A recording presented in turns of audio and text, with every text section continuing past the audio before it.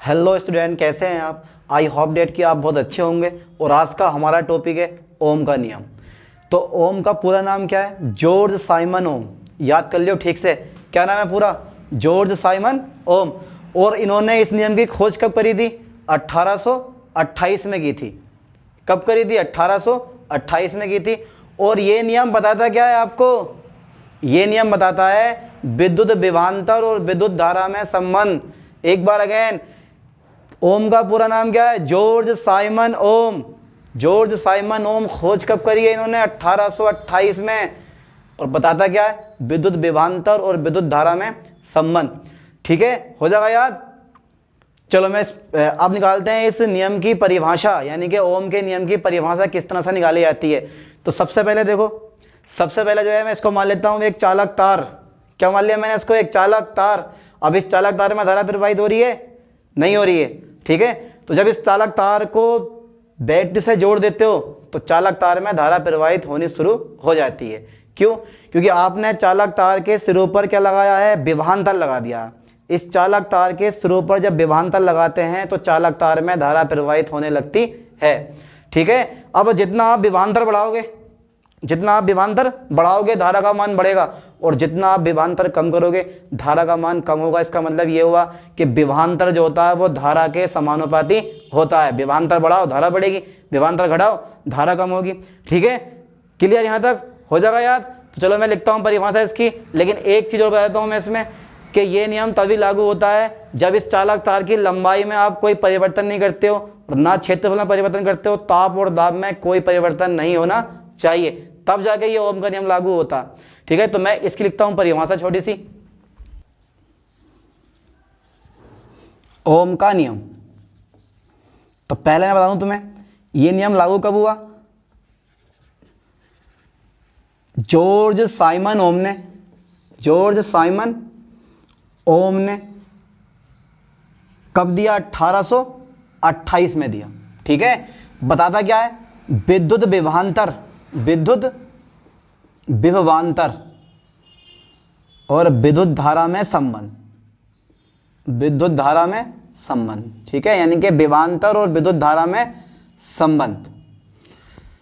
ठीक है, तो जॉर्ज साइमन ओम ने 1828 में इस नियम का प्रतिपादन किया। बताता क्या आपको? विद्युत विभवांतर और विद्युत धारा में संबंध। अब देखो परिभाषा क्या आती है इसकी। इस नियम के अनुसार, इस नियम के अनुसार किसी चालक की भौतिक अवस्थाएं, किसी चालक की भौतिक अवस्थाएं, भौतिक अवस्थाएं जैसे मैं लेता हूं लंबाई, ठीक है, ताप ले लिया मैंने, दाब ले लिया, ठीक है, आदि में कोई परिवर्तन ना हो, आदि में कोई परिवर्तन ना हो, कोई परिवर्तन ना हो तो चालक के सिरों के बीच विभवांतर, चालक के सिरों के बीच विभवांतर, के बीच विभवांतर प्रवाहित विद्युत धारा के, प्रवाहित विद्युत धारा के समानुपाती होता है, समानुपाती होता है। अर्थात अगर मैं लिखूं तो भी समानुपाती आई, भी समानुपाती आई।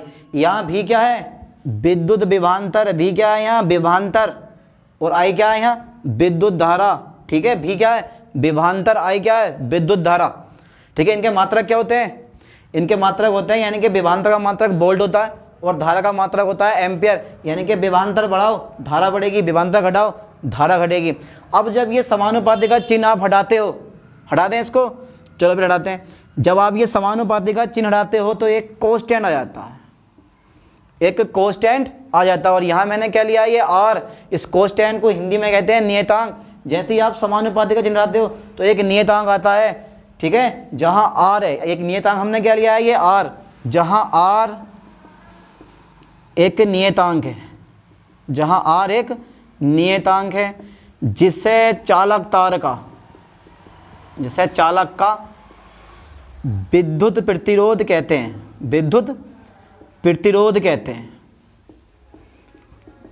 हैं। इसका मात्रक ओम होता है, इसका मात्रक ओम, सिंबल होता है इसका ये वाला, इसका मात्रक ओम होता है।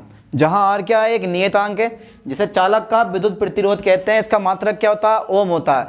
अब अगर विद्युत प्रतिरोध के बारे में आपको फुल नॉलेज लेनी है तो डिस्क्रिप्शन में मैं इसका एक लिंक डाल दूंगा, उस पर जाके आप इस वीडियो को देख सकते हो। ठीक है, चलो आगे बढ़ाते हैं। अब पढ़ते हैं इस विभवांतर और इस धारा के बीच में ग्राफ क्या आती है। विभवांतर और धारा के बीच में आप ग्राफ भी देख लेते हैं। तो भाई विभवांतर बढ़ रहा है तो धारा भी बढ़ रही है, विभवांतर घटेगा तो धारा भी घटेगी।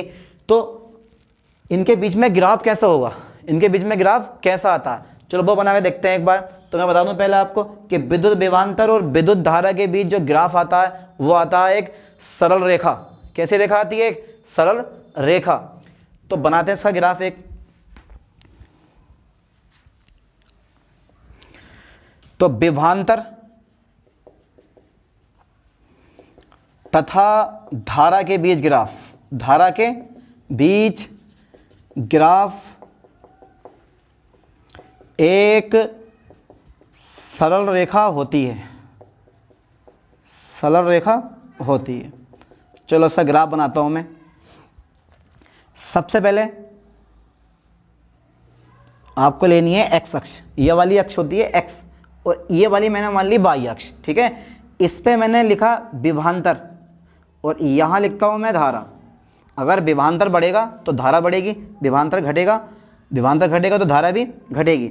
अब देखो ज़रा, अब दोनों साथ साथ बढ़ते हैं और साथ साथ घटते हैं। अब इसकी जो बीच ग्राफ आती है वो आती है एक सरल रेखा। ठीक है, यानी कि हर एक पॉइंट पर अगर विभवांतर बढ़ाओगे तो धारा भी बढ़ेगी, विभवांतर बढ़ाओ फिर से तो धारा बढ़ेगी, फिर विभवांतर बढ़ाओ धारा बढ़ेगी। हर पॉइंट पे लगातार विभवांतर बढ़ाने पर धारा लगातार बढ़ती है। अब आओगे ऊपर से नीचे की ओर तो विभवांतर भी घटेगा और धारा भी घटेगी। दोनों एक साथ साथ बढ़ेंगे और साथ साथ क्या होंगे, कम होंगे। क्यों? क्योंकि विभवांतर और धारा दोनों कैसे हैं, समानुपाती है, साथ साथ बढ़ेंगे और साथ साथ घटेंगे। यहाँ भी यही हुआ, विभवांतर बढ़ाओ तो धारा अपने आप लगातार बढ़ती जाएगी, विभवांतर को कम करो तो धारा भी लगातार कम होती रहेगी। ठीक है, तो ओम का नियम यही करते हैं समाप्त। और थोड़ा सा बोलूँ इसमें। अब देखो, ऐसे परिपथ जो ओम के नियम का पालन करते हैं ओमीय परिपथ कहलाते हैं। याद कर लेना ठीक से, ऐसे परिपथ जो ओम के नियम का पालन करते हैं ओमीय परिपथ कहलाते हैं। जितने भी आप चालक तार देखते हो, चाहे तार कॉपर का हो, एल्युमिनियम का हो, लोहे का हो, सब के सब कैसे होते हैं, ओम के नियम का पालन करते हैं और ये ओमीय परिपथ कहलाते हैं। ठीक है, और ऐसे बहुत सारे परिपथ होते हैं जो ओम के नियम का पालन नहीं करते। जैसे आप थर्मामीटर ले लो, ट्रांजिस्टर ले लो, वो सब के सब ओम के नियम का पालन नहीं करते, तो उनको कहते हो आप अनओमीय परिपथ। यानी कि ऐसे परिपथ जो ओम के नियम का पालन नहीं करते अनओमीय परिपथ कहलाते हैं। जैसे ट्रांजिस्टर हो गया और थर्मामीटर हो गया। तो ओम का नियम करते हैं यही समाप्त। मिलते हैं नेक्स्ट वीडियो के साथ में, तब तक के लिए थैंक्स।